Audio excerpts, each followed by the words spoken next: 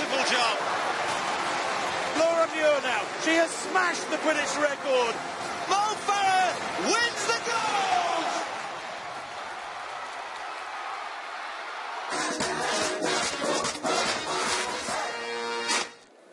Big support, including, of course, Stephen Kiprotich there for Uganda.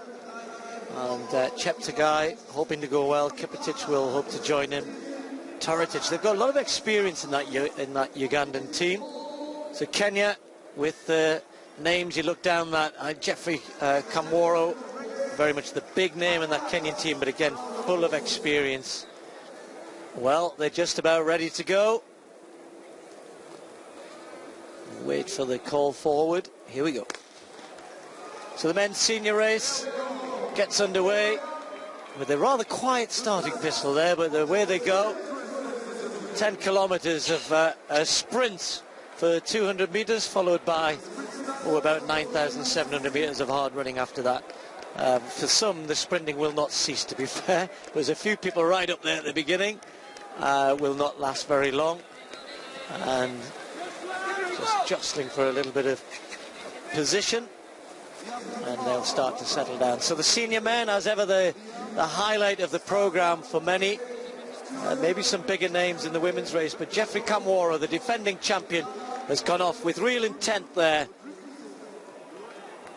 Well, the Ugandans will be hoping that they can cheer their men to at least a medal, either individually or in the team race.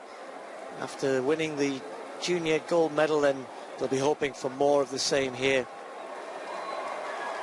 Pace looks pretty, despite the big group, Paula. I mean, they haven't looked as though they've settled down too much yet. Still sort of looks as though they're pushing on at the front a little bit. But look at that, lots of people close up. And well, some of those are going to pay a little bit further down the line, that's for certain, as they come to complete the first lap.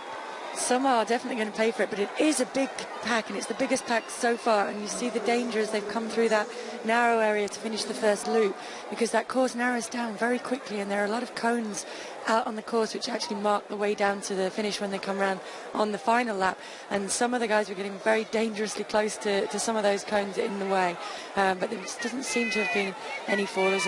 They've negotiated the logs with a little bit more ease than they actually negotiated the cones, and then now it's Rono temporarily at the front, just starting to push on it a little bit, but nobody really wanting to pick it up anything from this, because it is already ticking along very, very fast and not really having much inroads on the pack. That early pace already starting to take its toll, Paul. A big group, just a kilometre ago, they were all bunched up, and now they're well spread out. Yeah, big difference in just one lap there in terms of how well they're bunched. We can see the big people that we would, big contenders that we would have expected to be up there. Most of them, I think, are up there in that group, and maybe here as well, the fact that the race is shorter than the guys are used to at the World Cross Country is having a little bit of an impact. They can't take that first lap so much to settle in, because they do then only have 4 more laps to follow on after that, so they need to knuckle down to the serious racing fairly quickly, and they've certainly done that here today. We've still got the contenders like Rob from Bahrain in there, the Kenyans leading at the front, a big Ugandan contingent. There's definitely 3 Ugandans up there with a 4th one just going over the hill there, so they will be hoping to get individual honours as well as team honours if at all possible. And Kenyans will have been really fired up by that clean sweep, first ever clean sweep of the first 6 places in a World Cross Country, certainly in a senior women's race, completed by Faith Kipyegon in the senior women's race. So still settling down as they approach the closing stages of the second lap already, and I don't know if they're getting nervous, but I'm getting a little bit nervous because our computer results is struggling to give us an update on what happened in lap 1, so I'm hoping that it comes to life at the end of lap 2. Otherwise it's going to be difficult for us to keep you updated with how teams are progressing a little bit further down, although we do have our abacus nearby. So Uganda up there with 3 in that leading group. There's Moller is towards the back of that group, Paul. I mentioned him right at the very beginning, and a lot of talk in the Ethiopian contingent about him. He's become one of those rare animals that's won the Ethiopian track championships as well as cross country. But he's not a big name. He's never really had the chance to show what he can do on this sort of stage. So the fact that he hasn't started so quickly, well, that doesn't augur well for him, does it? He's well back. There's Ceylan, the first of the Ethiopians, just coming into the picture now. And then Molla, there he is, right at the back of that lead group, and already seems to be struggling with this pace.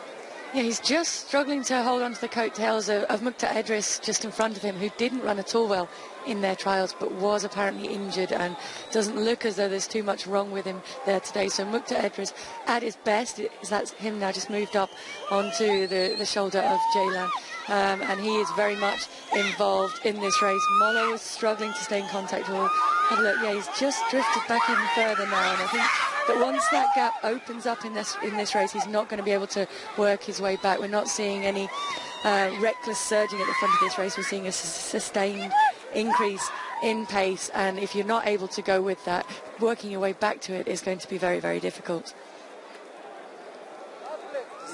So Cheptegei, well, this will certainly get the crowd on their feet, just pushing the pace on as they go over the mound.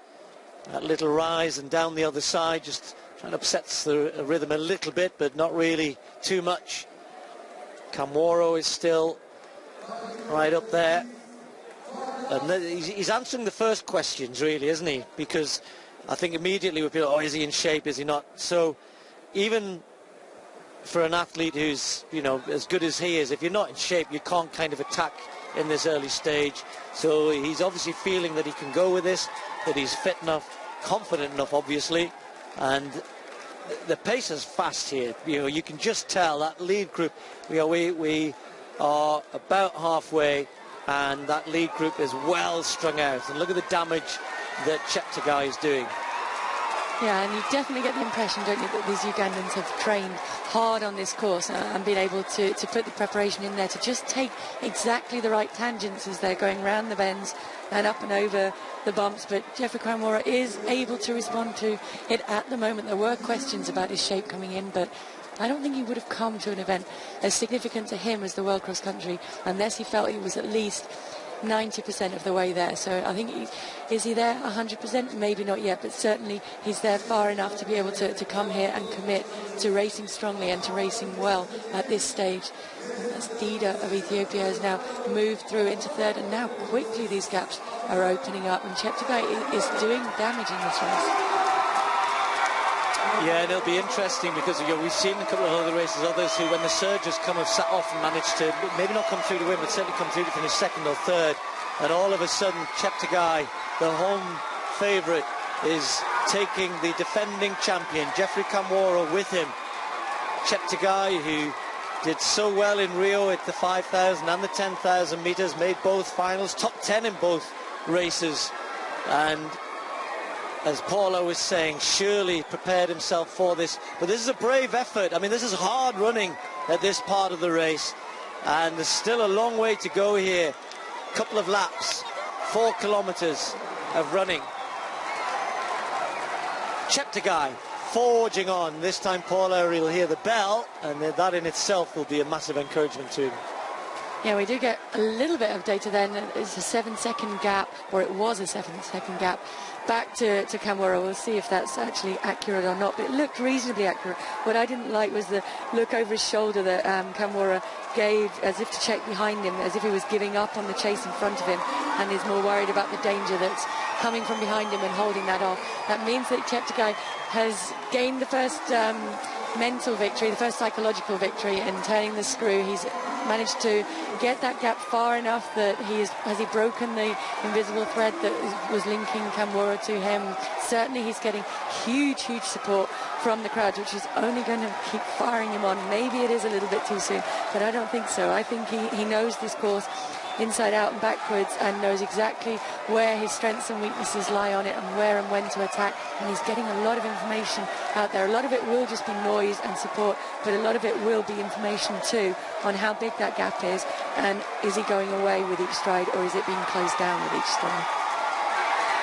So as he comes down to hear the bell to take the last lap, Uganda have got the man in the front, the man leading, And the crowd going absolutely crazy here, and why not?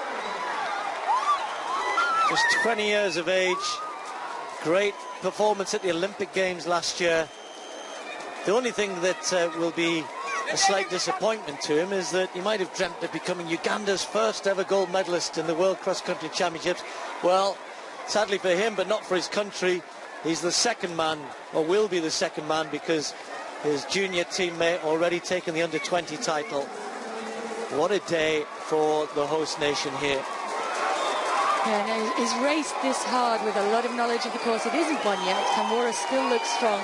He certainly isn't fatiguing fast behind, but he just isn't able to raise his pace enough to be able to compete with the pace that Cheptegei is putting in at the front. And you have to think Stephen Kiprotich, a lot further back somewhere in this race, we can't tell you how far back, will have been a huge inspiration to this guy growing up. And I'm sure that the likes of Cheptegei, Kiplima will have been here and trained, as I've said, over and over on this course and worked out their best strategy. The Kenyans are very famous for working on their strategies to come away with World Cross Country victories. But the Ugandans have really worked hard and planned this, and it's good to see the team come through and be able to do something as well. I'm getting worried for him. He's got to use these back markers if he's going to win this race, because Kamworor is charging now. And the crowd is celebrating. We've almost been celebrating on his behalf, but he looks very tired. And that knee lift is gone. His stride length is shortened. The arms are trying to work, and he's anxiously looking behind, because Kamworor is on the charge here, and there's still about 600 metres left. And he's nearly tripping up.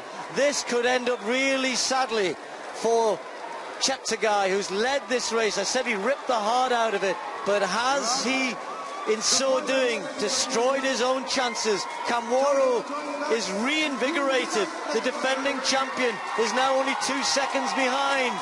Oh dear me, poor Cheptegei is completely gone. It's like he's running through quicksand, and you can just see that that's like a big whack in the stomach as Kamworor runs past him. And it's a big boost for Kamworor, but it must be breaking the heart of Cheptegei there, who really needs to keep going to hang on to the silver medal now, because he will be coming under threat from the athletes behind. Well, I said, Paula, it was so hard, wasn't it, after that big, to go so hard in the middle of the race. You've got to be really confident about maintaining that. And although Kamworor did his best to go with it, he couldn't. He's just coming out the other end of it stronger. And sometimes when you give up a little bit and let the guy go, and the guy keeps pushing on, yes, you can sort of maintain your pace a bit better. And then all of a sudden you realise that the guy in front, I don't think Kamworor's picked it up that much. He's just maintained. What's happened is Cheptegei has completely fallen apart. Really sad. The flags were flying, they were cheering, they were dancing. We were handing him the gold medal because he looked so good. And then it was that hill at the kind of a third of the way into the last lap. Suddenly there was nothing left. Suddenly all the energy had gone. Suddenly all his confidence had gone. And with it, the chance of the world title, the chance of joining his teammate as the world champion. But Cheptegei is in real trouble. And it's so sad to see. I hope he's okay. So Geoffrey Kamworor defends his title. He's run really strongly. When he maybe thought the race had gone, he kept going, he kept plugging away, and he's rewarded with another world title to add to the World Half Marathon title he won last year, and this title that he won 2 years ago. Gold medal for Kenya. Barsaton is going to take the silver medal. He stayed strong as well. And then there was lots of changes behind in terms of the positions. And it's going to be Hadis who comes in to be the first of the Ethiopians. And then we'll start counting for the team. Joshua Cheptegei run himself into the ground in trying to win the gold medal for his country and for his team in front of his home crowd. What an effort from him, and he is going to make it to the finish line. So confirmation of the senior men's result. Geoffrey Kamworor defending his title, taking the gold medal again, ahead of his teammate Leonard Barsaton, who came through for the silver medal, and a surprise bronze medal for Abadi Hadis of Ethiopia. Ethiopia got 4 inside the top 8. The former world champion Jaylan was in 8th place, and we think that unofficially that gives them the team title by 1 point over Kenya. And I can report that Joshua Cheptegei did finish in 30th place. Very, very tired indeed.